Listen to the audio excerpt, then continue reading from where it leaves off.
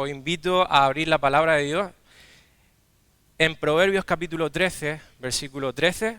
Yo sé que aquí pues hay diversidad de traducciones bíblicas en vuestras manos. Unos tendrán Reina Valera, otros la Biblia de las Américas, otros Nueva Traducción Viviente, y este proverbio va a sonar diferente a cada uno. Yo voy a usar la Biblia de las Américas en esta mañana. Proverbios 13, 13 dice lo siguiente: el que desprecia la palabra pagará por ello, pero el que teme el mandamiento será recompensado. La Reina Valera del 60 utiliza la palabra el precepto. Si alguien tiene la Nueva Traducción Viviente, dice el consejo. Todo se refiere a lo mismo, la palabra de Dios. Los preceptos de la ley de Dios, el consejo de la ley de Dios. Y al final lo que está diciendo aquí Salomón es: el que desprecia la ley de Dios pagará por ello. Hay consecuencias. Amén. Vamos a orar, cerramos nuestros ojos y le pedimos al Señor que en esta mañana hable y ministre nuestros corazones. Padre, te damos las gracias, Señor, porque hoy es un día de gozo, porque podemos compartir juntos este tiempo y exponernos a tu preciosa y poderosa palabra, que es la espada del Espíritu. Y Señor, venimos con un corazón humilde y deseoso de que tú ministres nuestras vidas. Señor, haz lo que tengas que hacer con cada uno de nosotros, en nuestros corazones. Tú conoces nuestras vidas mejor que nadie. Y Señor, venimos aquí porque estamos necesitados.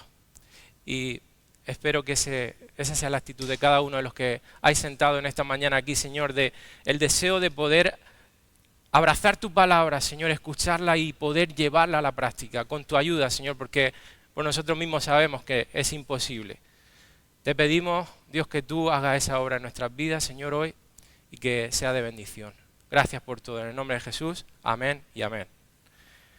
Bueno, este proverbio, como sabéis, vengo haciendo. Lo que pasa es que he estado por varios meses sin poder, por circunstancias personales, subirme a predicar, pero venía haciendo una serie del libro de Proverbios. Por eso veis que pone 6 puntos y el título de la predicación creo que está puesto, ¿no?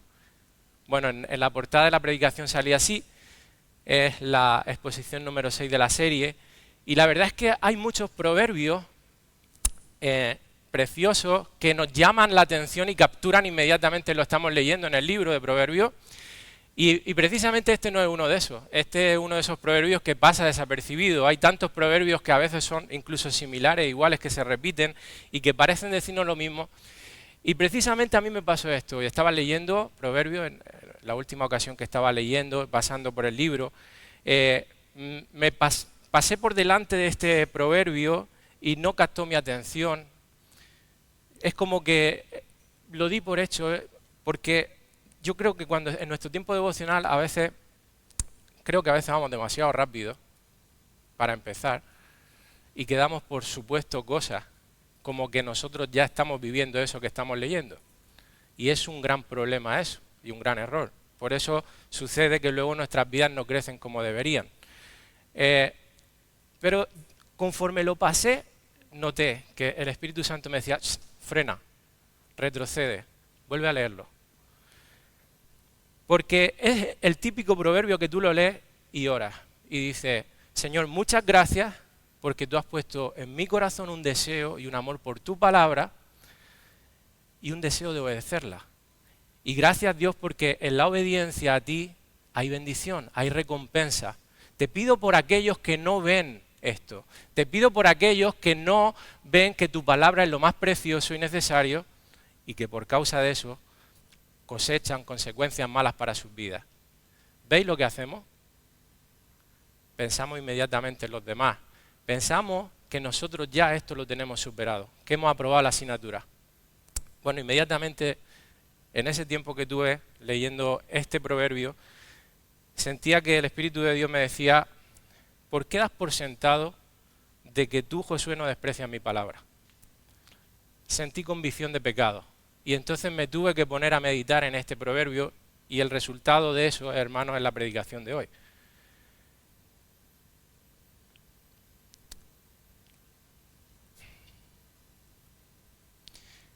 No sé si habéis escuchado alguna vez la anécdota de ese paciente. Creo que no es una historia verídica, hasta donde yo sé, creo que no lo es, ¿no? Pero de ese paciente que va al médico y le duele todo el cuerpo. Cosa que últimamente a mí me está pasando mucho. Y llega al médico y entonces pues se lo expresa muy preocupado porque obviamente no es algo normal que te duela todo el cuerpo. Y entonces el médico le dice, señálame por favor las partes de tu cuerpo donde te duelen.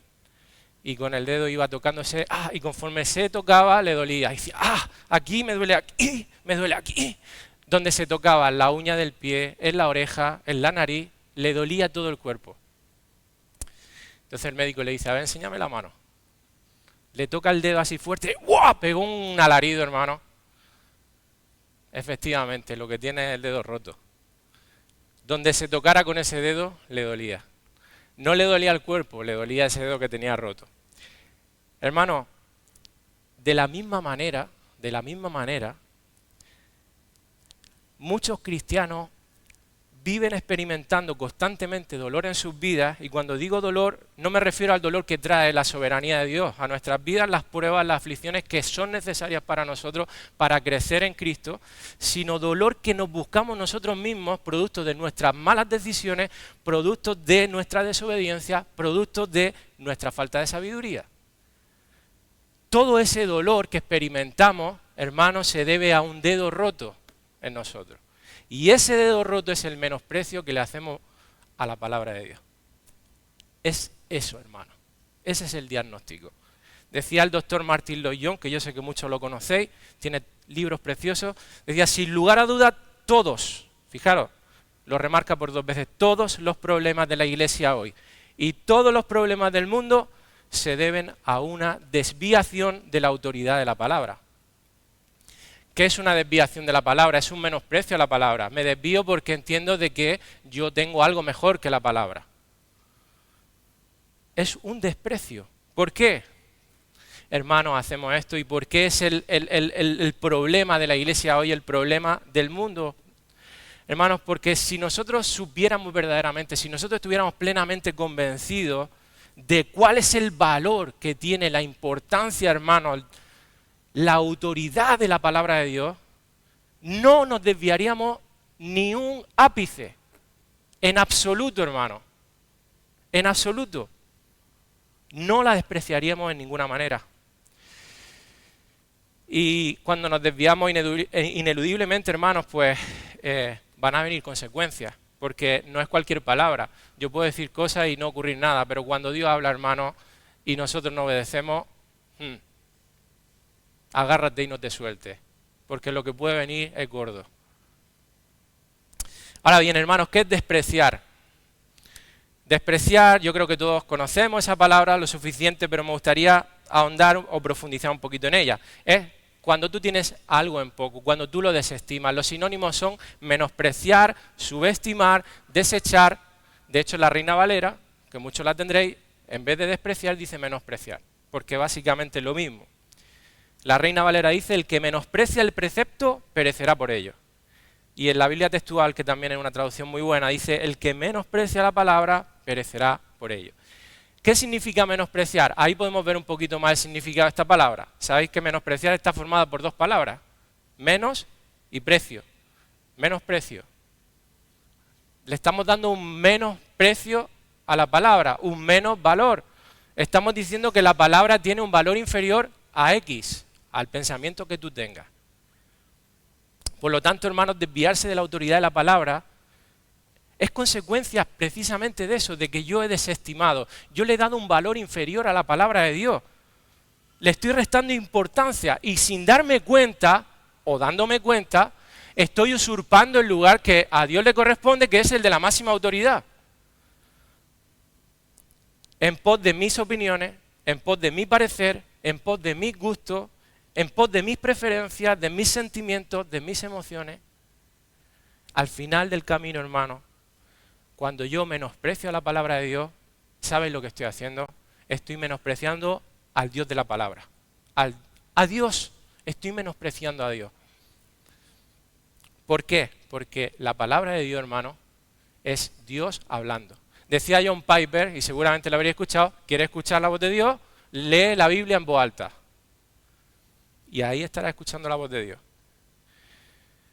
Y hermanos, por ser la misma palabra de Dios, eso le confiere un peso y una autoridad que no tiene nada más, nada ni nadie. No hay nada comparable a la palabra de Dios, hermanos, nada en absoluto.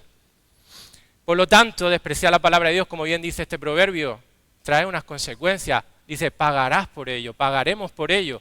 Y en la Reina Valera dice, perecerás por ello. De hecho, en el hebreo literalmente dice, serás destruido. Obviamente está llevándolo al máximo nivel cuando tú coges la palabra y directamente la desprecias por completo. Pero eso no quiere decir que hasta en el más pequeño de los detalles, a lo mejor yo estoy en un porcentaje, vamos a decirlo así, tomando a la palabra en serio y en otro no. En esas cosas en las que no lo estamos haciendo, hay consecuencias. Pagaremos un precio. Y a veces el precio es alto, depende de lo que estemos haciendo y depende de Dios, que es el que nos disciplina también. Él pone las consecuencias a pagar, cuándo esas consecuencias se van a dar, el tiempo que va a estar viviendo esas consecuencias, solo el Señor lo sabe. Y por supuesto, cuando el Señor hace algo, lo hace también por nuestro bien. A pesar de nuestra desobediencia, Él siempre torna todo, ¿en qué? En bien para nuestras vidas, porque al final está formando su imagen en nosotros. Y a Él no le pasó por alto de que tú ibas a menospreciar la palabra de esa manera. Pero Él te ama. Dice en la Biblia de las Américas el proverbio, el que desprecia la palabra pagará por ello. En la Reina Valera 60 perecerá, en la Biblia textual perecerá. Un comentarista que a mí me encanta, bíblico, William MacDonald, dice, todo el que menosprecia los preceptos de la palabra de Dios aprieta la tecla de autodestrucción. Fijaros cuál es la promesa, hermanos, de Cristo para nosotros cuando guardamos su mandamiento. En Juan capítulo 10, versículo 10, la Nueva Traducción Viviente dice que el propósito del ladrón es robar y matar y destruir, pero mi propósito es darle una vida plena y abundante. Cuando nosotros estamos bajo el marco, bajo los límites de la Escritura, con una actitud de sometimiento a la palabra de Dios, reconociendo lo que la palabra de Dios es, viviendo bajo sumisión de nuestro Dios, hay una vida plena y abundante. Lo cual no significa que bien sabemos aquí porque, hermanos, gracias a Dios hemos sido bien enseñados de que eso no significa que no vamos a tener problemas y aflicciones. Pero en medio de todos esos problemas, mayores o menores, podemos estar gozosos y llenos de paz, ¿verdad? Quizá al principio no, quizá nos lleve un tiempo digerir los problemas, porque no es fácil, pero si tú crees lo que la palabra de Dios dice y te apoyas en el Señor, entonces podrás vivir en medio de todas esas circunstancias con plenitud. Dice en Josué 1:8, porque la Escritura habla en innumerables ocasiones de lo que es la promesa de aquellos que obedecen la palabra de Dios. Dice, estudia constantemente este libro de instrucción, medita en él de día y de noche, para asegurarte de obedecer todo lo que allí está escrito. Y solo entonces prosperarás y te irá bien en todo lo que hagas. Amén. Basta, creo que no hace falta decir lo que significa prosperar aquí, ¿verdad? En nuestro texto de hoy dice, el que teme el mandamiento será recompensado. Y recompensa no porque tú y yo no las merezcamos, hermanos, porque no nos merecemos nada en absoluto. ¿Sabes lo que tú y yo no merecemos, hermanos? El infierno. Porque basta un pequeño menosprecio a la palabra de Dios. ¿Sabes lo que hacemos cuando menospreciamos la palabra de Dios? La transgresión es enorme, no es una transgresión pequeña. Estamos transgrediendo contra el Dios soberano, majestuoso, el Creador, el que se merece toda la honra, hermanos, toda la reverencia, todo el respeto, toda la obediencia. Un pequeño desacato que le hagamos a Dios es merecedor del castigo eterno. Pero tenemos un Dios que es tan precioso que aun cuando tú haces lo que tienes que hacer, porque no estás haciendo nada especial, hermano, cuando tú y yo obedecemos la palabra de Dios, escúchame, que no estamos haciendo nada especial, no es para que nos pongan una corona de laureles. Hermano, estamos haciendo ni más ni menos lo que tenemos que hacer, obedecer su palabra, porque se lo debemos a Dios. Pues aún así nuestro Dios es tan precioso que dice, te recompenso, te recompenso. Y ahora déjame hacerte ver algo, hermano. Yo reflexionando en este versículo, me daba cuenta lo proclive que es mi corazón y el corazón del ser humano a menospreciar. En nuestra carne el menosprecio es algo que nos sale de manera natural. De manera natural, hermano, pero con una facilidad que te asombra. Déjame explicártelo y ponerte algunos ejemplos. 1 Corintios 16, versículos 10 al 11. Aquí Pablo le está escribiendo a la iglesia de Corinto acerca de varias cosas y cuando va a terminar la epístola le dice: os envío a Timoteo, tratadlo como si fuera yo. Y le dice: si llega Timoteo, ved que esté con vosotros sin temor, que no se sienta intimidado en el ministerio que tiene que hacer. Pues él hace la obra del Señor como también yo. Por tanto, nadie lo desprecie. Más bien, enviadlo en paz para que venga a mí, porque lo espero con los hermanos. ¿Qué está diciendo Pablo aquí? ¿Por qué le dice esto? ¿Por qué es necesario que Pablo le diga esto a los corintios? Porque Timoteo era un hombre joven. ¿Y qué pasa cuando uno ve a un hombre joven? Generalmente sale de nosotros un desprecio. ¡Ay, no tiene experiencia! ¡Ay! Y entonces ya no estamos con los oídos atentos. Ya es como que vamos condicionados, con prejuicios. Es algo natural en nosotros. A Jesús mismo, en su aldea en Nazaret. En Marcos 6:4 dice que Jesús les dijo a los de Nazaret: no hay profeta sin honra, sino en su propia tierra y entre sus parientes y en su casa. Al mismo Jesús, porque lo conocían desde que empezó a dar sus primeros pasos de niño, ya lo menospreciaron. Pero si este es de los nuestros, ¿cómo va a ser este el Mesías? ¿Cómo va a ser este el Hijo de Dios? ¿Cómo va a ser? Por eso no hay profeta sin honra, sino en su propia tierra. Menosprecio, desprecio. A veces menospreciamos a los demás por motivos de raza. En España, tristemente, hay mucho racismo. Por motivos de nacionalidad, por cultura, por educación, por estatus social, por cómo se viste la persona, por cómo es su aspecto físico, si tiene las orejas grandes, si tiene el pelo que no me gusta, si yo qué sé, lo que sea, lo menospreciamos. A veces, hermanos, porque conocemos los lunares. Yo cuando hablo de lunares hablo de los fallos, nuestros pecados, nuestra falta de testimonio en algunas cosas, ¿no? Eso pasa dentro del matrimonio, porque entre los cónyuges a veces nos damos el lujo, hermanos, pecaminosamente, de menospreciar o hablarle mal a nuestro cónyuge, porque vemos su vulnerabilidad, vemos su fallo y entonces decimos: yo tengo derecho a pegarle dos caponazos y hablarle incluso con falta de respeto a veces. ¿Por qué? Porque estamos menospreciando al que está a nuestro lado, porque conocemos sus debilidades, sus fallos. Es natural en nosotros. Lo mismo le pasa a los hijos con los padres, cuando ven su falta de integridad y testimonio. Lo mismo nos pasa entre hermanos. Lo mismo nos pasa cuando sube alguien y está predicando. Por lo que sea, ya vemos ese lunar y ya se nos cruza y ya está. Y ya no prestamos atención a la palabra. Los lunares no somos nosotros. Te lo digo, hermano, todos estamos creciendo. Todos, absolutamente todos. Y no resto con eso importancia a los lunares.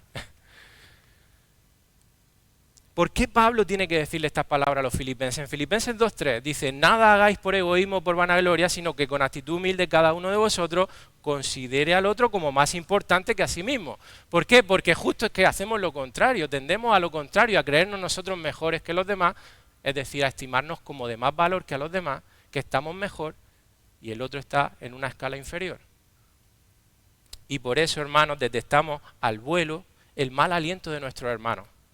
Y no hablo literalmente, aunque literalmente también pasa.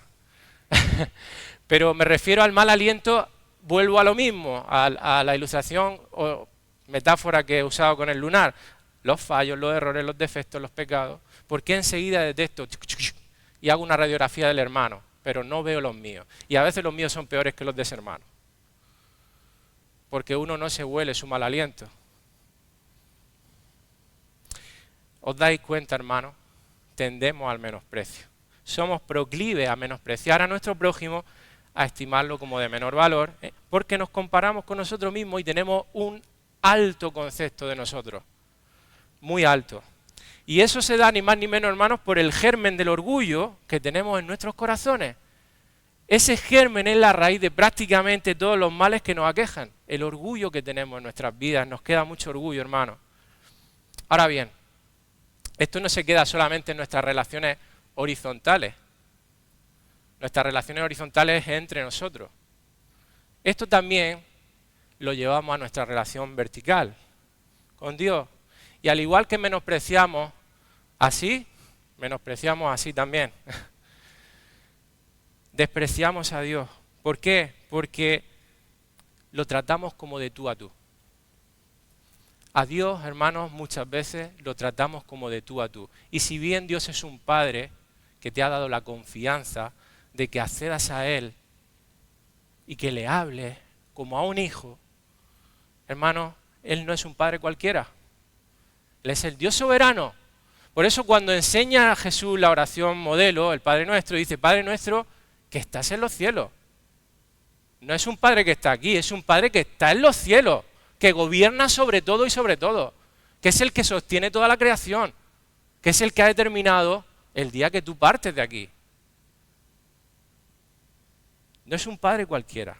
No trates a Dios de tú a tú, porque es la máxima autoridad.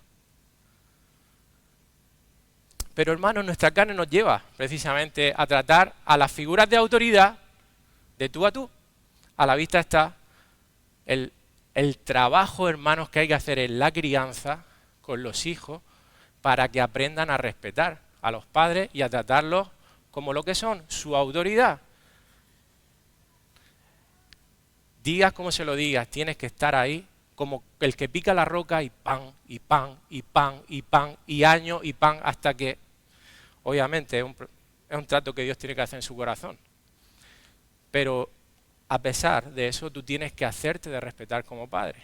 Y que tu hijo entienda que a la autoridad se le respeta y no se le trata como de tú a tú. Y en esta generación es increíble la falta de respeto que hay en los niños. Pero ¿sabes qué, hermano? Necesitamos reflexionar en cómo estamos tratando a Dios. Porque creo que a veces tenemos un concepto muy inferior de quién es Dios, del que verdaderamente debemos de tener. Y quiero que a través de 3 puntos, hermanos, veamos de qué manera los cristianos podemos estar cayendo en ese menosprecio a la palabra de Dios y por ende a Dios mismo. El primero es menospreciamos a Dios y a su palabra cuando nuestra conciencia no es cautiva de la palabra de Dios. Y lo he querido expresar de esta manera en motivo de que sabéis que hace 2 días fue la conmemoración, la celebración de la Reforma Protestante y quería de alguna manera sacarla en la predicación, me venía también como anillo al dedo. Y hay una frase que dice Lutero, precisamente, que es esta: mi conciencia es cautiva de la palabra de Dios. Y ahora quiero expresar esto, si me permitís, yo sé que muchos conocéis la historia de la Reforma Protestante, pero yo sé que otros no. Me gustaría de forma muy breve llegar hasta ese punto en donde Lutero dijo eso, hermanos, porque muchos no conocen e ignoran la historia de la Iglesia, y la Reforma Protestante fue un momento crucial, al punto, hermanos, que es el mayor avivamiento que hubo después de los apóstoles, porque si no hubiese habido ese avivamiento, hermanos, posiblemente el Evangelio no hubiese llegado hasta nosotros. Había tal oscuridad en la Iglesia, hermanos, que la gente dependía de penitencias, del perdón de la Iglesia supuestamente para ser salvo. Hermanos, había una oscuridad increíble. Sin la Reforma, hermanos, posiblemente tú y yo no tendríamos Biblia en nuestro idioma. Y sin la Reforma, hermanos, posiblemente seríamos analfabetos. Tal repercusión tuvo la Reforma Protestante. La Iglesia estaba desviada completamente de la palabra de Dios.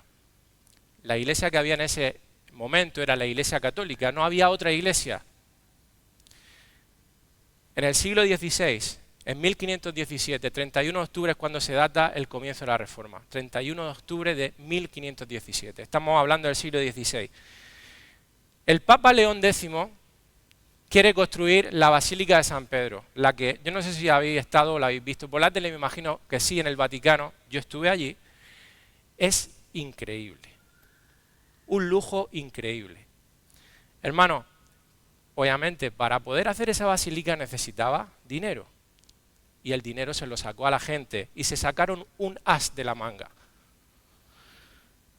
La Iglesia Católica enseñaba que somos justos ante Dios por los méritos de Cristo, sí, pero esto se obtenía por medio de los sacramentos, del bautismo, o sea, si tú no te bautizabas, no podías ser salvo, y que para mantener ese estado de gracia, de salvación, tú necesitabas méritos. Es decir, que tú te ganas tu justificación ante Dios y mantienes tu salvación por medio de vivir haciendo buenas obras. Dicho lo cual, hermano, me paro aquí y hago un paréntesis, es lo mismo que se predica en muchas iglesias evangélicas, tristemente. Cuando muchos dicen que la salvación se pierde, están enseñando ni más ni menos que depende de ti que tú mantengas tu salvación. Eso es una herejía. Y me da igual a quien le moleste, pero es eso. Porque está la gente en oscuridad, creyendo que tú te ganas tu salvación portándote bien. Tus méritos nunca van a alcanzar para ganar la salvación. Jamás. Por eso tuvo que morir Cristo en la cruz. El único perfecto. El único perfecto.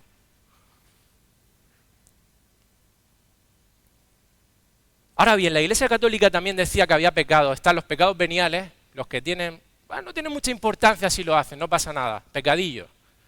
Y luego están los mortales. Los mortales te hacían caer del estado de justificación directamente. Si hacías ese, ya está, estabas condenado. Y tenía que ocurrir cierto milagro para que tú volvieses a estar en un estado de gracia. Y a eso le llamaban ellos las penitencias. Por medio de las penitencias que tú podías volver a recuperar ese estado de gracia. Y una de esas penitencias se la inventaron en ese momento. ¿Sabéis cuáles son? Las famosas indulgencias.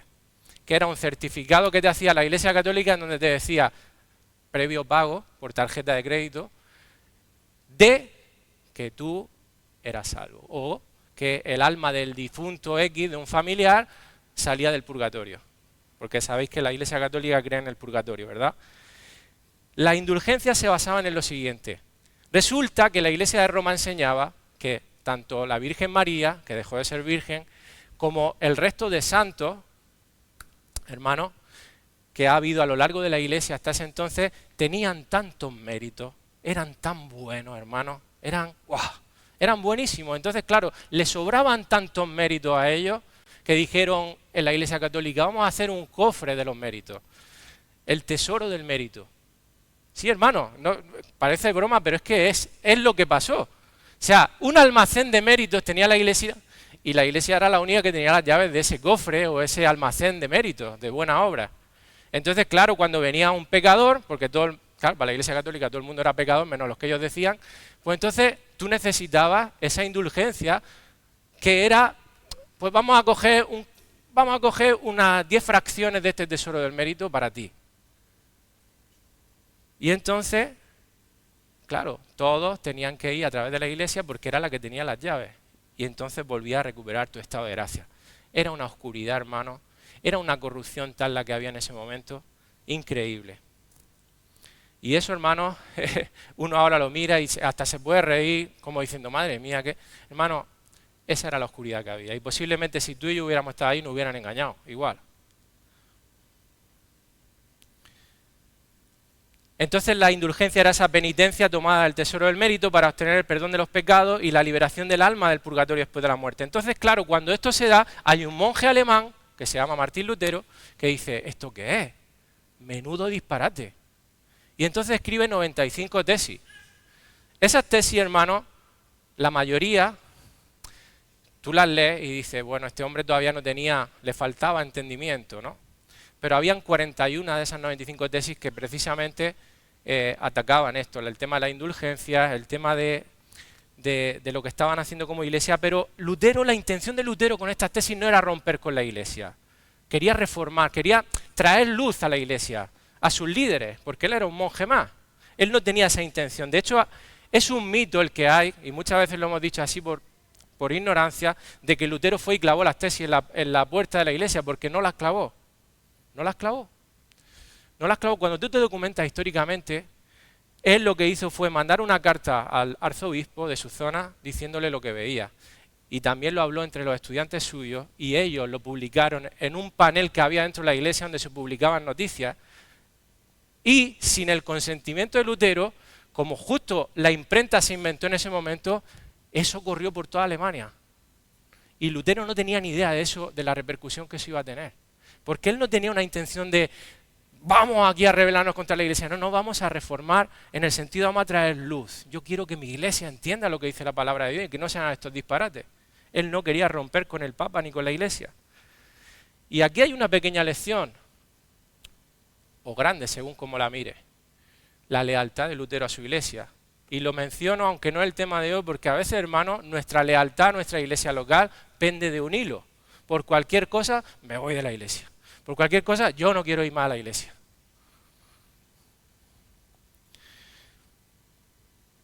Aprendamos, hermanos, no hay iglesia perfecta. Dice la historia que un tal Felipe Melanchthon, que era compañero de Lutero, 2 años después, fue el que de forma con intención publicitaria empezó a divulgar la imagen de Lutero clavando las tesis en la puerta, y por eso ha llegado así hasta nuestros días. Con la intención de darle fuerza, ¿no?, a ese movimiento que comenzó realmente 2 años después, en 1519, es cuando empieza a coger realmente ese olor a reforma, digamos, que es cuando Lutero ya empieza a romper con la iglesia. De repente, hermano, todo eso empieza a correr por Alemania, hay gente que no le gusta, hay gente de la iglesia y de las autoridades de Europa que empiezan a acusar de hereje a Lutero, y empiezan a haber diversos debates en donde él se ve atacado y lo presionan a él a reexaminar lo que cree. Y ahí es donde empieza a salir realmente el legado de Lutero, en donde podemos aprender muchas cosas, y empezó a traer luz de la palabra de Dios, porque empezó, por medio de esa presión de sus enemigos, a pararse y a estudiar la Escritura sin el prejuicio de lo que le habían enseñado antes. Había un hombre que se llamaba Johann Eck, que fue un oponente acérrimo, que en 1519 le dice: el verdadero asunto de disputa era sobre autoridad. Dice, o el Papa tiene la última palabra o la tiene la Biblia. Lutero hasta ese momento ni se lo había planteado, y estamos hablando de 2 años después de que se publicaran las tesis. Todavía ni siquiera Lutero tenía esto muy claro. Estudió la Escritura y de ahí nace el principio de sola Escritura, que yo creo que todos conocemos, y hoy tocaremos muy por encima rápido porque se ha enseñado suficientemente aquí en la iglesia, y en el canal de YouTube tenéis material para ello. Entonces, Dios, en su soberanía y en su providencia, provee un enemigo. ¿Para qué? Para algo hermoso, para que salga la verdad de Dios, la verdad de su palabra.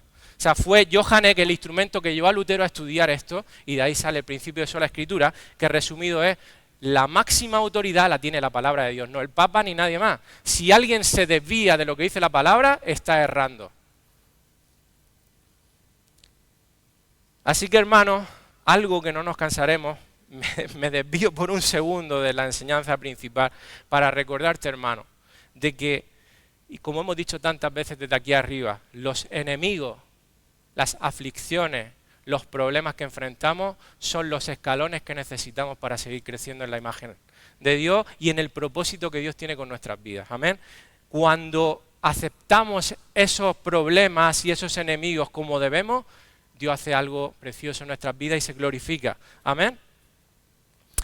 Llegamos entonces a la conocida dieta de Worms, en donde se le insta a Lutero a que se retracte de todo lo que ha escrito, porque había estado escribiendo más cosas, enseñando lo que estaba descubriendo en la palabra, y el Papa León X hace una bula papal en donde escribe: un cerdo salvaje ha entrado en la viña del Señor, refiriéndose a Lutero. Estaba diciendo lo que era un cerdo. Y le dice: en 60 días te tienes que retractar, si no, vamos allá por ti.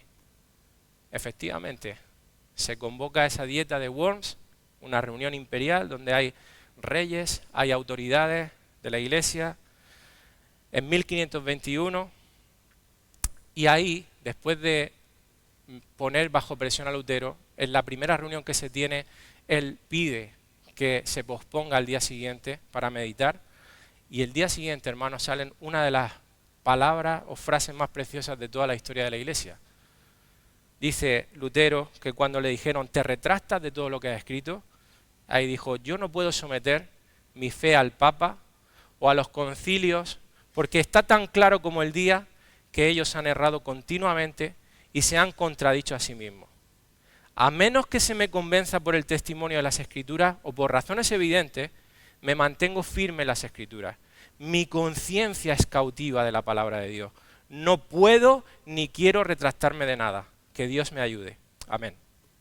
Esas fueron las palabras de Lutero. Impresionante, hermano. Impresionante.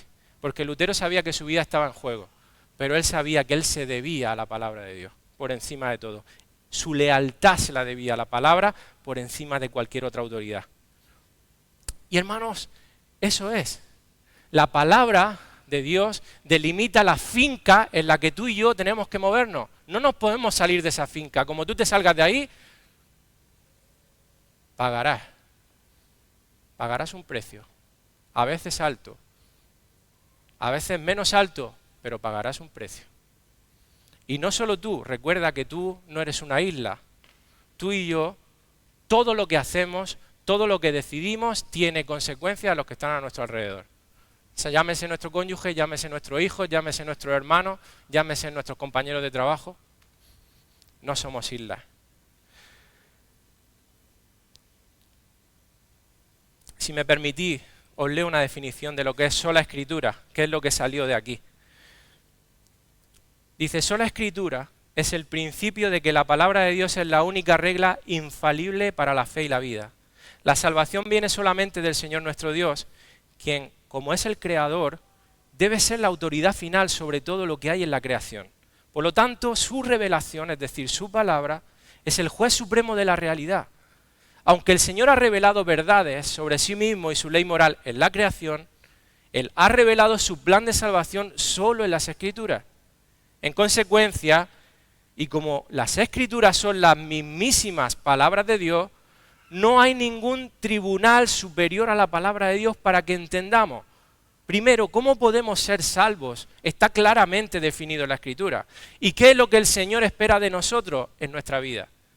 Dios ha instaurado varias autoridades más, por supuesto. Por ejemplo, los padres, el gobierno, la iglesia. Sin embargo, todas estas son propensas a errar y pueden ser corregidas por la Escritura. La iglesia, los grandes eruditos, teólogos bíblicos y otros pueden ayudarnos a entender la Biblia. De hecho, debemos someternos a la autoridad de la iglesia siempre y cuando ésta se conforme a la enseñanza de la Escritura. Pero no hay ninguna autoridad superior a la Escritura, lo cual se debe a que ella sola es la palabra infalible de Dios. Eso es sola Escritura, hermano. Cuando tú realmente estás plenamente convencido de esto que acabo de decir, si de verdad lo crees, hermano, tú tienes que decir como Lutero, mi conciencia es cautiva de la palabra de Dios. Mi lealtad es a la palabra. Yo no me puedo salir de lo que la palabra revela. Me debo completamente a ella, por encima de mis opiniones, mis sentimientos, mis preferencias, mis gustos o cualquier parecer que tenga. La iglesia en ese momento decía que sus maestros tenían la misma autoridad que la Biblia, incluso por encima de la Escritura. Eso era un menosprecio en toda regla de la Escritura, enmascarado, sutil, pero lo era. Y como digo, la corrupción llegó hasta lo que llegó. Lutero obviamente no se retractó, como veis, hermanos, y gracias a Dios por ello, que Dios usó a este hombre, así como a otros muchos, para que tú y yo hoy tengamos la Biblia y el Evangelio puro. ¿Sabéis qué dijo el Papa en ese momento? Quien tenga una Biblia en su idioma es digno de muerte. Quien tenga los escritos de Lutero es digno de muerte. Quien tuviese una Biblia no podía ser absuelto de sus pecados. Hasta eso llegaron. Y esa actitud, hermano, que tuvo el Papa y la Iglesia en ese momento es la misma de muchos que hoy se llaman cristianos. Al punto que hay muchos que ponen en tela de juicio a las Escrituras cuando difieren de su punto de vista, de sus opiniones o de su parecer. Hermano, Lutero decía, colocar tu opinión por encima de la Biblia es levantarte a ti por encima de Dios mismo. Es ponerte tú en el lugar que a Dios le corresponde. O sea, cuando tú coges tu Biblia, qué pena que no me he traído una para tenerla en mis manos. Cuando tú coges tu Biblia y tú dices, no, esto que dice aquí la palabra de Dios, a mí me parece que no. Voy a hacerlo a mi manera. ¿Sabes qué estás haciendo tú? Estás bajando a Dios ahí abajo y te estás poniendo tú aquí encima. ¡Qué soberbia tenemos, hermano! ¡Qué soberbia! Es motivo para que Dios nos fulmine ahí nomás. Y es lo que hacemos los seres humanos desde el principio que hizo Adán y Eva. quisieron ser como Dios. Quisieron ser como Dios y es lo que hacemos desde entonces, queremos ser como Dios. Hasta los cristianos queremos ser como Dios. ¿Sabes por qué? Porque hay carne dentro de nuestra que nos lleva precisamente a eso, a la rebelión y al menosprecio a Dios. Por eso un teólogo decía una verdad que nos tenemos que recordar constantemente. La verdad más básica de la teología es que hay un solo Dios y tú no lo eres. Y yo no lo soy. Es Dios. Y yo me debo a Dios. Así que, hermanos, donde la Biblia hable, el hombre calle. ¿Acaso te crees tú más sabio que Dios? Si así es, poca esperanza hay para ti, si no te arrepientes. Hermano, tu función, mi función, no es juzgar a la Biblia, es que la Biblia te juzgue a ti. Cuando tú lees la Biblia, tú no tienes que juzgarla a ella. No, es veraz todo lo que dice ahí. Es veraz 100%. No te pongas a examinar si esto que dice es verdad o no, es verdad. Que ella te juzgue a ti. Esa es la actitud con la que tú tienes que leer la Biblia. Proverbios 14:2 dice, hay camino que al hombre le parece derecho, pero al final es camino de muerte. Y eso nos pasa así, hermano. No se trata de lo que a ti te parezca, sino lo que Dios diga en su palabra. Dice en 2 de Pedro 1:20, pero ante todo sabed de esto, que ninguna profecía de la Escritura es asunto de interpretación personal. No te tomes atribuciones que no te corresponden. 2 de Pedro 3:16 dice, asimismo en todas sus cartas, hablando en referencia a Pablo, Pedro habla de Pablo, en las cartas de Pablo, dice, en las cuales hay algunas cosas difíciles de entender. Dice que los ignorantes y los inestables tuercen, como también tuercen el resto de las Escrituras para su propia perdición. Porque recordemos, hermano, el que menosprecia la palabra, perecerá por ello. Torcer, ¿qué es? Es agregar, es quitar, es modificar, es ir en otra dirección, es colocar tu opinión por encima de la Biblia, es levantarte a ti por encima de Dios mismo. Fíjate cuáles son las últimas palabras de la Biblia. Apocalipsis capítulo 22, versículos 18 y 19. Dice, yo testifico a todos los que oyen las palabras de la profecía de este libro. Si alguno añade a ellas, Dios traerá sobre él las plagas que están escritas en este libro. Y si alguno quita de las palabras del libro esta profecía, si alguno añade, si alguno quita, Dios quitará su parte del árbol de la vida y de la ciudad santa descritos en este libro. ¿Es para tomárselo en serio, hermano, o no? Fíjate que menciona aquí Pedro dos personas que son los que tuercen, los ignorantes y los inestables. ¿Quiénes son los ignorantes? Los ignorantes, los que no saben, los que hablan pero no saben. Los que tienen un conocimiento muy superficial de las Escrituras, que tienen una opinión de todo, hermanos, pero no pasan horas leyendo la palabra como corresponde y de una manera seria. Ese es el ignorante. Y encima la interpretan de cualquier manera. Fíjate en lo que Pablo le dice a Timoteo, procura con diligencia presentarte a Dios aprobado como obrero que no tiene de qué avergonzarse, que maneja con precisión la palabra de verdad. Porque todo aquel que no la maneje con precisión tiene muchos motivos para avergonzarse. Y luego están los inestables. ¿Quiénes son los inestables? Los inestables. Los inestables son, hermanos, los que no tienen una fe sólida, los que no tienen cimientos, los que un día le dicen una cosa y se la cree, otro día le dicen otra cosa y se la cree. No tienen cimientos, no tienen una fe sólida porque no han estudiado la Escritura, dependen de otros. No tienen la convicción clara del principio de sola Escritura y son más emocionales que otra cosa, por eso son inestables. Fijaros lo que dice Isaías capítulo 8. En el versículo 20 al 22, la Nueva Traducción Viviente dice, busquen las instrucciones y las enseñanzas de Dios, búsquenlas. Quienes contradicen su palabra están en completa oscuridad. Y fijaros las consecuencias. de esto. Dice, irán de un lugar a otro, fatigados y hambrientos, y porque tienen hambre se pondrán furiosos y maldecirán a su rey y a su Dios. Levantarán la mirada al cielo y luego la bajarán a la tierra, pero donde quiera que miren habrá problemas, angustia y una oscura desesperación. Aquel que no vive en obediencia a la palabra de Dios, esas son las consecuencias. Insatisfacción, dolor, de todo, hermano, lo que Dios ha venido a rescatarnos, al rescatarnos del pecado, para que tengamos una vida plena de gozo, de paz. Y por supuesto, para aquellos que desprecian por completo su palabra, termina diciendo Isaías, serán lanzados a las tinieblas de afuera, al infierno. Pero luego hay otros, aparte de los ignorantes y los estables, o que son las dos cosas juntas, que son aquellos que creen que Dios les revela cosas en su corazón y que les prestan más atención a esas cosas que a la palabra de Dios. Generalmente los que tienden a eso son personas que pasan poco tiempo estudiando la palabra de Dios. Y esto es de un peligro alarmante. Por supuesto, hermanos, no niego que Dios te dé indicaciones, te hable en tu corazón. Aquí mismo, cuando yo estaba leyendo la palabra, vale, que era la palabra, pero era el Espíritu Santo trayéndome la palabra y diciéndome, Josué, que tú te estás equivocando aquí, que tú... hay cosas en las que están menospreciando mi palabra.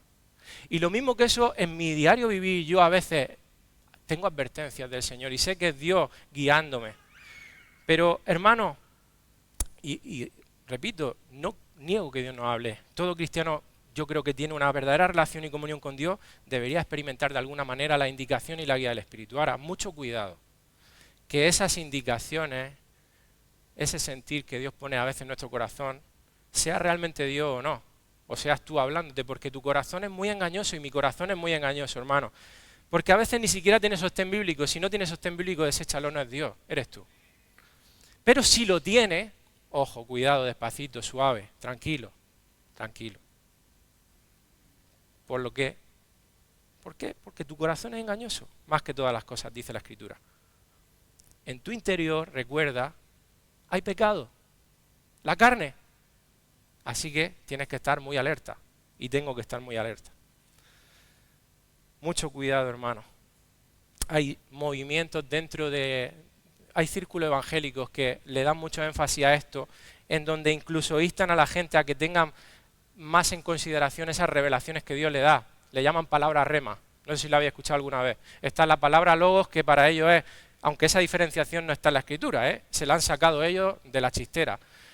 La palabra logo es la palabra escrita de Dios, la palabra rema es la palabra revelada de Dios en tu sentir, por medio de una experiencia que tienes, un sueño, en tu caminar. Sí, está. Esa diferenciación no está en la palabra. Eso sí ocurre, que Dios te hable. Pero ojo, como digo, mucho cuidado. Mucho cuidado. Porque al final estás moviéndote en un campo que es muy subjetivo, que depende mucho de tu sentir y tu parecer. Estamos caminando en terreno inestable. Cuando Dios nos habla y nos da indicaciones, hermano, no es la norma, es la excepción. La norma es la palabra de Dios. La norma es ir cada día a la palabra de Dios y buscar ahí la dirección y la guía y la sabiduría del Señor. Amén. Y para concluir este primer punto, en los otros voy a ser mucho más breve, porque dependen totalmente de este. Para concluir, déjame recordarte algo que está implícito en el principio de sola Escritura, los fundamentos doctrinales de la palabra, para que las tengas firmes y claras en tu corazón y en tu mente. Primero, son 4 cosas muy breves. La Escritura es completamente inspirada por Dios. No tengo tiempo ahora, hermanos, para poner a desarrollar esto. Tenemos material, repito, en nuestro canal de YouTube para que lo estudies. Pero es inspirada de principio a fin por Dios. Y esto significa que hasta cada palabra, inspiración verbal plenaria, cada palabra es justa la palabra que Dios quería que estuviese ahí. Cada palabra cuenta. Segundo, no hay otra mayor autoridad que las Escrituras. Creo que sobra ya con todo lo que he dicho. Tercero, la Biblia es suficiente. ¿Suficiente para qué? Para todos los problemas que tenemos de nuestra alma. Primero, dice, la Biblia contiene absolutamente todo lo que necesitamos para conocer a Dios, para conocernos a nosotros mismos y a nuestra mayor necesidad, que ¿sabes cuál es, hermano? La salvación. ¿Y cómo obtenerla? Pero también contiene la solución para todos los problemas de nuestro ser interior, de nuestro corazón. Sí. No necesitas al psicólogo, necesitas la palabra de Dios.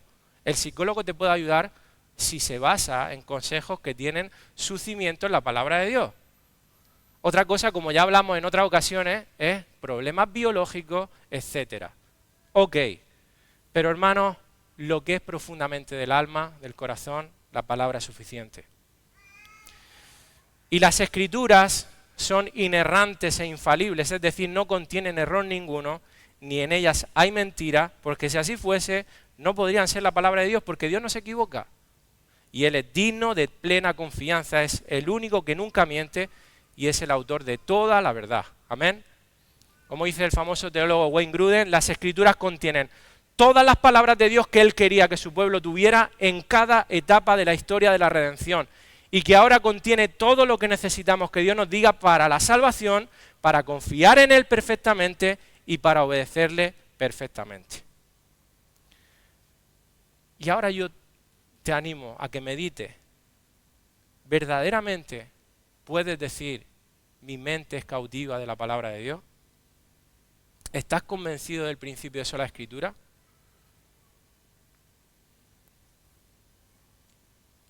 La segunda forma, hermano, en la que podemos menospreciar la palabra de Dios y a Dios mismo es cuando el deseo de conocer las Escrituras no es nuestro mayor gozo o deleite. ¿Y a qué me refiero con esto, hermano? Si tú entiendes el valor de lo que las Escrituras son, lógicamente deberías de ponerla en lo más alto de tu vida. Deberíamos de ponerlo en lo más alto. Es Dios hablando, en la autoridad de Dios está todo lo que necesito, por lo tanto esto va a ser la meta de mi vida, conocer eso, conocer lo que el Señor me dice en su palabra, conocer a Dios mismo, conocerme a mí a través de su palabra. Tiene que ser el deseo de mi corazón, por lo tanto tengo que pasar tiempo. Cuando un cristiano me dice, no me gusta leer, digo, pues dedícate a otra cosa. No puedes ser cristiano, hijo mío, porque Dios no ha dado su palabra escrita y tú necesitas leer la palabra de Dios. Gracias a Dios que hoy tenemos otros recursos, sí, pero hermano, tienes que leer. Y no se trata de me gusta o no me gusta. Tienes que hacerlo. Igual que tenemos que comer sano, que tenemos que hacer ejercicio y no nos gusta, pero tenemos que hacerlo. El salmo más largo de todas las Escrituras, que es el Salmo 119, es un termómetro, hermanos, para medir en qué lugar está la Escritura en nuestro corazón y qué son ellas para nosotros. Déjame que te lea algunos versículos, son muy cortitos, de este salmo. Y meditemos en si estas son palabras que podrías escribir tú o decirle a Dios con total sinceridad, como si fueras tú el salmista. Salmo 119, la versión de las Américas, dice el verso 14. Voy a ir rápido, hermano. Me he gozado en el camino de tus testimonios, más que en todas las riquezas. El salmista está escribiendo una poesía de lo que siente hacia las Escrituras. Es precioso este salmo, hermano. Ahora, ponte tú bajo la lupa de este salmo y di, ¿soy yo? ¿Podría yo decir estas palabras? Me he gozado en el camino de tus testimonios más que en todas las riquezas. Verso 16. Me deleitaré en tus estatutos y no olvidaré tu palabra. Verso 18. Abre mis ojos para que vea las maravillas de tu ley. 24. Tus testimonios son mi deleite. Ellos son mis consejeros. 47. Me deleitaré en tus mandamientos, los cuales amo. 103. Cuán dulces son a mi paladar tus palabras, más que la miel a mi boca. 111. Tus testimonios he tomado como herencia para siempre, porque son el gozo de mi corazón. 140. Es muy pura tu palabra y tu siervo la ama. Y así podría haber escogido mucho más de este salmo, hermano. La verdad que si uno lo piensa detenidamente, es una incongruencia cuando en la vida de los cristianos hay un mayor interés por otras cosas que por la palabra de Dios. Es una incongruencia, ¿no? Hay algo ahí que no está funcionando bien. Si tú no amas la palabra de Dios por encima de todo, de forma deficiente, de forma imperfecta, porque somos seres pecadores, pero luchas por ello, por poner a la palabra de Dios en el lugar que corresponde, hermano, hay algo que no está funcionando bien. Y vemos cristianos que saben más de cualquier otra cosa que de la Biblia. Te cuentan de todas las películas que salen, de todas las series, de cualquier cosa saben más que de la Biblia. Eso no tiene por dónde cogerlo. No tienes por dónde cogerlo. Es una incongruencia absoluta. Y por eso el Señor Jesús advirtió y dijo que de la abundancia del corazón habla la boca. Jesús habló claramente de cuál es la marca distintiva del que verdaderamente ama a Dios.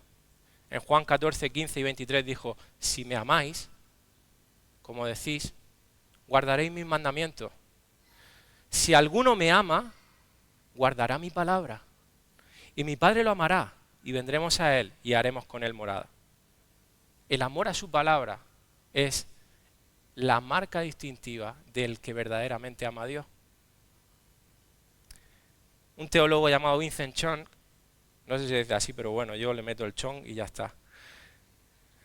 Es que lo hubierais escrito lo que es.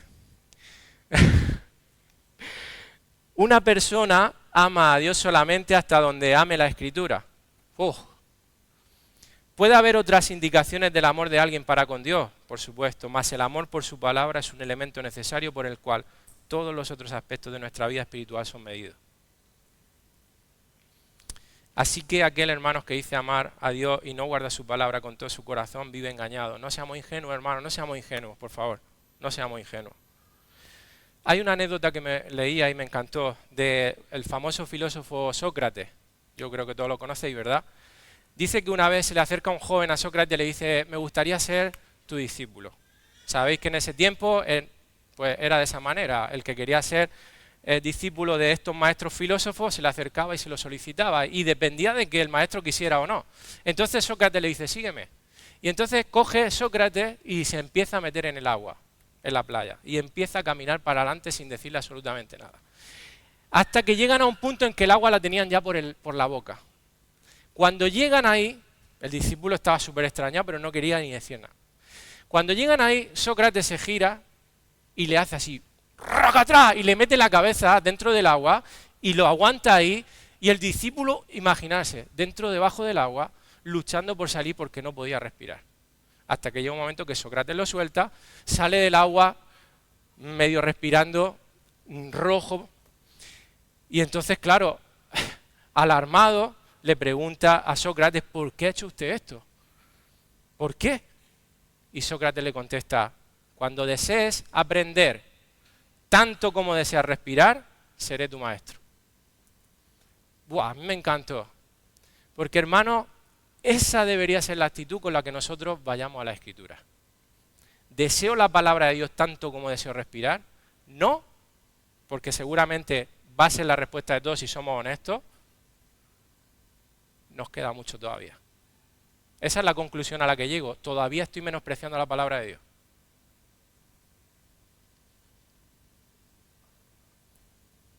Dice John MacArthur, cuando los creyentes queramos encontrar y conocer la verdad de la manera en que algunas personas buscan tesoros naturales, cuando los creyentes ansiemos la palabra de Dios tan apasionadamente como un bebé desea la leche, solo entonces creceremos y maduraremos y llegaremos a ser semejantes a Cristo. ¿Sabes por qué la iglesia de hoy es tan superficial? ¿Sabes, hermanos, por qué nuestras vidas, y yo me meto ahí, por qué a veces somos tan superficiales y crecemos tan poco en el carácter de Cristo? Porque estamos menospreciando la palabra de Dios. No estamos meditando en ella lo suficiente, no la estamos amando como debemos. Y ese es el tercer punto. Menospreciamos a Dios y a su palabra cuando no hay una meditación sincera y exhaustiva de toda nuestra vida a la luz de las Escrituras. Tomando el termómetro del Salmo 119, el salmista hay un momento en el que dice lo siguiente, Salmo 119, 97, ¡oh, cuánto amo tu ley! ¡Cuánto amo tu ley! Todo el día es ella mi meditación.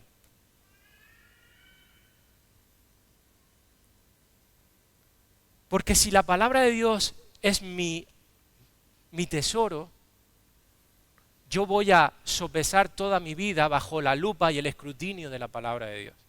Voy a estar constantemente en la medida de mis posibilidades trayendo la palabra a memoria y examinando lo que hago o lo que dejo de hacer cada día y meditando en si estoy bajo la finca que delimita la palabra de Dios. Hace unos días leía en mi lectura devocional 2 Corintios y me encontraba con este versículo que me sacudió en lo más profundo de mi corazón. Decía aquí Pablo en 2 Corintios 5, 9 al 10. Por eso, ya sea que estemos allí con vosotros o estemos ausentes, ambicionamos serle agradables. Me chocó mucho esa palabra, ambicionamos serle agradable. Y estaba no diciéndole a la iglesia, serle agradables a Dios. Ambicionamos serle agradables a Dios. Y ambición, cuando tú ves esa palabra en el griego, no es un deseo cualquiera, no es un deseo vago, superficial, no es un deseo... No, es un deseo profundo, un deseo incontrolable, como el de aquel que pierde la rienda, o sea, anhela eso. Y eso es lo que tiene que estar en nuestras vidas. Esa ambición, por serle agradable, me tiene que llevar a hacerme la pregunta de por qué hago lo que hago constantemente. Examinar todas las cosas que hago, si están bien o no, porque lo damos por sentado. Ambicionar me lleva a recordar el versículo que dice que todo me es lícito, pero que no todo me conviene. Y es examinar mi vida en si estoy caminando en lo lícito o en lo que me conviene. Ambicionar, serle agradable, te lleva a ser, esa palabra que utilizamos comúnmente, un tiquismiqui o un miquistiqui. ¿Qué significa eso? A ser meticuloso. ¿Por qué? Porque Dios es meticuloso. Yo soy meticuloso porque Dios es meticuloso. A Dios le importa hasta el más pequeño detalle de mi vida. Por lo tanto, mi deseo, mi ambición tiene que ser serle agradable hasta en el más pequeño detalle de mi vida. Pero vivimos, hermano, en una generación de cristianos que cada vez son más permisivos, más laxos, más libertinos, más livianos. Sinceramente, hermano, prefiero que me tachen de que me paso, de que me quedo corto. ¿Y sabes qué? Siempre me voy a quedar corto. Siempre me voy a quedar corto, porque la santidad de Dios es tan grande. Porque tenemos un concepto tan pequeño de quién es Dios. Así que te encarezco, hermano, a que contrastes si lo que piensas, lo que haces se corresponde con un patrón bíblico o con uno mundano. ¿Sabéis qué? En la Escritura tenemos ejemplos suficientes para ver que esto es lo que nos pasa a las personas. Es que se quedaban cortos. Hay en la historia de los reyes de Judá, en el segundo libro de Reyes, hay una frase que constantemente se repite. Y es que solo los lugares altos no fueron quitados. En aquellos reyes que querían hacer la voluntad de Dios, siempre termina con esta coletilla. Me llamaba mucho la atención, porque está constantemente a lo largo del libro. Y ellos sirvieron a Dios, y quisieron agradarlo, y obedecieron su palabra, solo que los lugares altos no fueron quitados. Siempre había ese pero. Y eso es en donde nos quedamos cortos siempre. Los lugares altos eran lugares de adoración a dioses paganos, que no los terminaron de destruir y quitar. Por lo tanto, había gente del pueblo que iba y se prostituía ahí con otros dioses. ¿Sabes qué dice la Escritura? Que en el día postrero, hasta tendremos que rendir cuentas por cada palabra ociosa que salga de nuestras bocas. ¿Te parece eso suficiente, hermano, para ver que cada pequeño detalle de nuestra vida cuenta y mucho? Hasta cada palabra ociosa que tú y yo digamos, por ella vamos a ser juzgados. Uno de los lemas, y estoy terminando, de la Reforma Protestante es, no lo voy a decir en latín porque luego mi mujer me dice que parezco un orco hablando. La Iglesia reformada siempre se está reformando de acuerdo con la palabra de Dios. Siempre hemos cogido esa frase como que era en referencia a la Iglesia que iba dirigida. Y por supuesto que sí, pero cuando tú estudias la historia te das cuenta que el cristiano que la escribió, que fue en el siglo XVII, un cristiano checo, la intención era que cada cristiano de manera particular fuese reformando su vida cada día más. Porque la reforma empieza en ti y en mí. Somos verdaderamente reformados cuando tú y yo nos reformamos. Y el otro día hace unos 3 meses, escuchaba una predicación de uno de los que fueron mis profesores del seminario sobre un monje del siglo IV y me gustó mucho y me retó. Este hombre era un monje, pero era analfabeto. Curioso que fuera monje y fuese analfabeto, pero así era, pero a pesar de todo, tenía tal celo por aprender la palabra de Dios que buscaba las maneras de aprenderla. Y tenía un profundo amor por el Señor y era conocido por su testimonio de santidad y de fidelidad y obediencia a Dios. Era conocido por todo. Así que un día, de repente, se llamaba Pablo, no el Pablo de la Escritura, se llamaba Pablo, ¿vale? Monje del siglo IV. Él le pide a su obispo, al obispo de la zona, que por favor le enseñe la Escritura. Se planta en la puerta de su casa y se lo pide. Y el obispo se sorprendió porque tenía hasta mejor testimonio que él. Pero él quería escuchar la Escritura. Le sorprendió y ahí estaba y le dijo, es que yo quiero aprender las Escrituras y por mí mismo no puedo porque no sé leer. Bueno, entonces le dijo, vente mañana y vamos a empezar a estudiar la Escritura y lo vamos a hacer a través del libro de los Salmos. Entonces el obispo le abre el Salmo 39 y empieza a leer en el versículo 1 y dice, yo dije, guardaré mis caminos para no pecar con mi lengua. Y va a meterse en el versículo 2 que dice, guardaré, y le dice, no sigas, para. No quiero que continúe. Y el obispo se queda, si acabamos de leer si ni hemos empezado, hemos leído un versículo. Y le dice, no quiero más, no quiero escuchar más, es suficiente. Me vuelvo a mi casa al monte porque no puedo recibir más. Claro, el obispo, sorprendido, y le dice, pero ¿por qué no puede recibir más? Porque ahora tengo que ponerlo en práctica. ¡Wow! Y es una historia verídica, hermanos, no es una historia inventada. Increíble, ese es el respeto y la reverencia que tú y yo debemos tener por la palabra, hermanos. ¿Cuánto nos queda? No digo de tiempo, que cuánto nos queda a nosotros.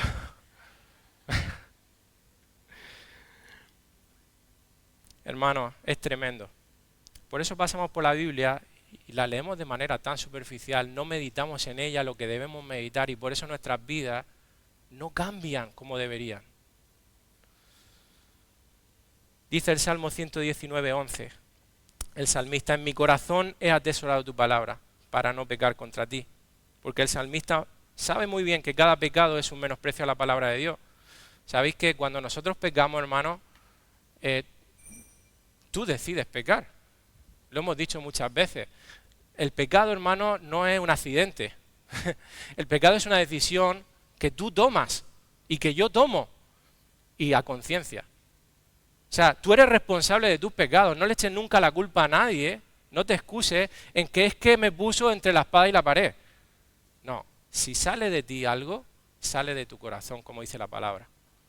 La culpa es tuya. Si tú te airaste, el otro no tiene la culpa, por mucho que te haya provocado y te haya calentado y te haya tentado, fue de tu corazón y solamente de tu corazón que salió la ira. No eches balones fuera, que es lo que hacemos.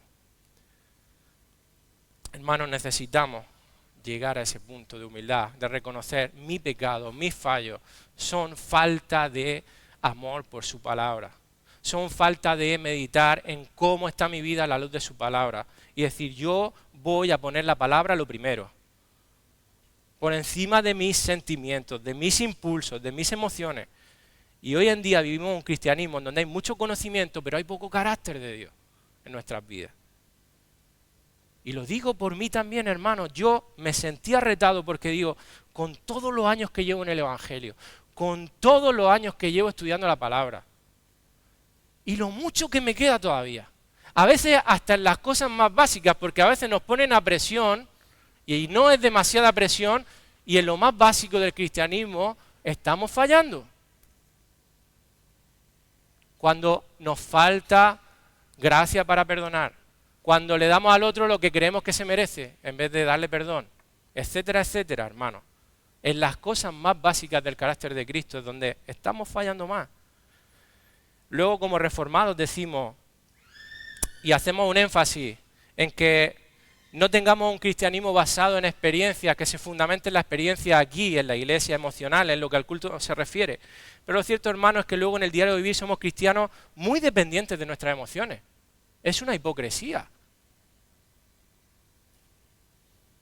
Y esto pasa, hermano, por el dedo roto que tenemos, de menospreciar la palabra de Dios, de no meditar como debemos en ella y de no amarla como debemos.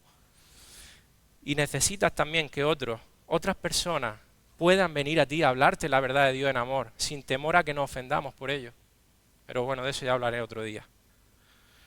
Y terminando, hermanos, porque no quiero hacerme más pesado. Había un filósofo que se llamaba Edmund Burke. Toma ya, me ha salido súper bien también. Estoy hoy con el inglés bien. Que decía una frase que yo creo que había escuchado todo. Dice, los que no conocen la historia están condenados a repetirla, ¿verdad? Yo le quise dar como una vuelta a esa frase y aplicarla personalmente. Y quedaría así. Los que no reflexionan en su propia historia están condenados a repetirla. ¿Reflexionas en tu propia vida a la luz de la palabra de Dios? ¿Lo haces de verdad? ¿Por qué siempre las mismas historias? ¿Por qué siempre los mismos problemas? ¿Por qué siempre los mismos problemas con las personas? ¿Será que no estás cogiendo y analizando tus pasos a la luz de la palabra? Porque algo ahí no concuerda. Así que sabio es aquel que se detiene y mira los pasos recorridos y los juzga a la luz de la verdad de la palabra de Dios y se humilla y se arrepiente y hace algo al respecto y reconduce su caminar. Recuerda, hermano, que tu corazón no solamente es más engañoso que todas las cosas, sino que regatea mejor que Vinicius. Sabéis que Vinicius es uno de los mejores futbolistas en el tema del regate. La personalidad que tiene es horrible, pero el tema del regate, hermano, no hay nadie como él, pues tu corazón regatea mejor que Vinicius. Regatea la palabra de Dios y te haces ver a ti mismo como si fueras mejor de lo que realmente eres.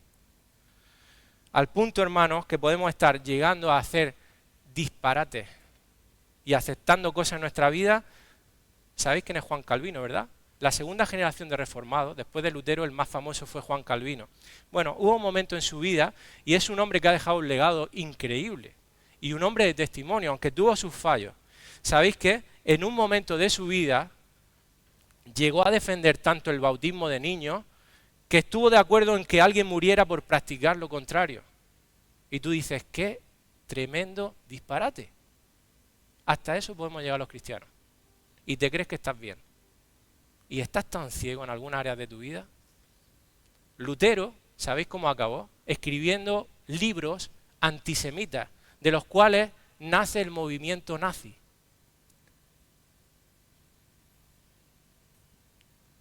¿Y alguien no se lo dijo? Seguramente sí. Pero hasta ese punto llegamos y nos cerramos y nos cegamos en nosotros mismos.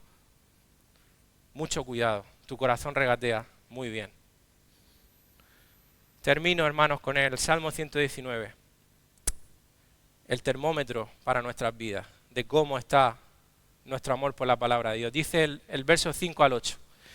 Oh, cuánto deseo que mis acciones sean un vivo reflejo de tus decretos. Entonces no tendré vergüenza cuando compare mi vida con tus mandatos, a medida que aprendo tus justas ordenanzas. Te daré las gracias viviendo como debo hacerlo. Obedeceré tus decretos. Y fíjate cómo termina esta frase. Por favor, Señor, no te des por vencido conmigo. En la Nueva Traducción Viviente lo he leído. Hermanos, ¿qué está diciendo aquí el salmista? Señor, humildemente reconozco, mi deseo por tu palabra es que sea lo primero, pero no llego. Soy un vil pecador que necesita tu ayuda, tu auxilio, tu asistencia, para que tu palabra sea lo primero en mi vida. Y lo necesito todos los días de mi vida. No te des por vencido conmigo, Señor. Ayúdame. Ayúdame. Oremos, hermanos. Cierra tus ojos.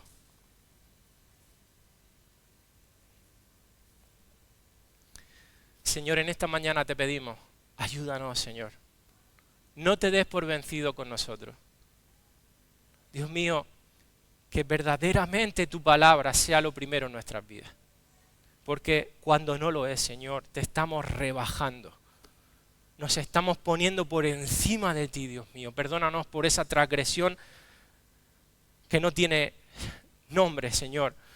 Te pedimos, Dios mío, que por favor tú, Señor, pongas en nosotros cada día el deseo de que tu palabra sea obedecida y la fuerza para hacerlo, Señor. Y que en nada, Señor, Dios mío, juzguemos a tu palabra, sino que dejemos que tu palabra nos juzgue en todo nuestro caminar. Que haya esa disposición, esa honestidad, esa humildad en nuestras vidas. Mata todo orgullo y soberbia en nosotros, Señor. Ayúdanos, Señor, a amar tu palabra.